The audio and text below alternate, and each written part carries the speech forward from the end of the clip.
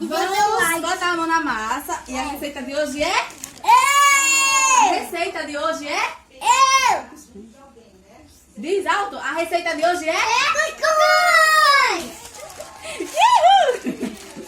Vamos todo mundo aprender a fazer cuscuz. Vamos lá. Ingredientes. E vai primeiro. Cuscuz, água e sal. Agora, Vamos lá. primeiro eu. A gente vai botar 2 xícaras de farinha de milho. Segura o copo aqui. Outra você falou errado. Calma, vai segurar uma vez. Peraí, viu, Calma? Deixa eu encher o copo. Agora, joga dentro da vasilha.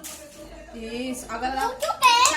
Calma, pra não quebrar o copo. Agora a Agatha vai segurar o copo. Uma vez. E vou botar Uma mais vez. Tu já botou uma vez. Não. Agora é a vez de Agatha. Vai, Agatha. Bota. Vira o copo. Muito bem. Agora uma vez um pouquinho. Agora eu vou botar água. Fica aí. Água aqui dentro. Não pode mexer, porque isso fura. Fura o quê? Isso fura.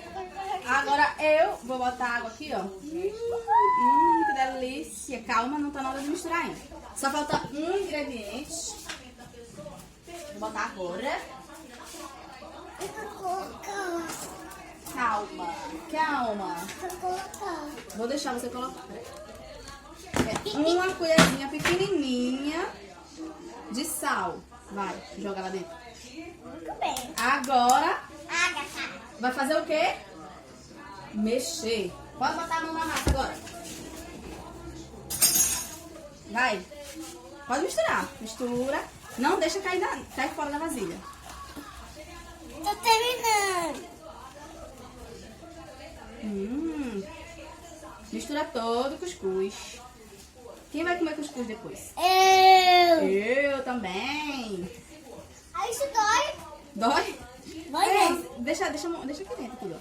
Tá tudo misturadinho, o cuscuz tá todo molhadinho. Mas isso Pronto. Pode tirar a mão agora. Pode tirar a mão. Deixa o cuscuz aqui dentro, boy. Não joga fora, não. Pronto. Tá feito. Agora a gente vai deixar o cuscuz descansar 10 minutinhos. E depois vai colocar no fogo. Pra gente depois comer, né? Eu que vou colocar no fogo. Mas não é agora que vai pro fogo. E agora, ali ó, dá like. Dá o like. Deixe seu like. E se inscreva no meu canal. E dê joinha pra valer. Dá joinha pra valer. Dá joinha pra valer. Dá joinha pra valer. Ei. Você acha, amiga, pra tu aparecer? Dá joinha pra valer. Dá joinha pra valer. Dá joinha pra valer.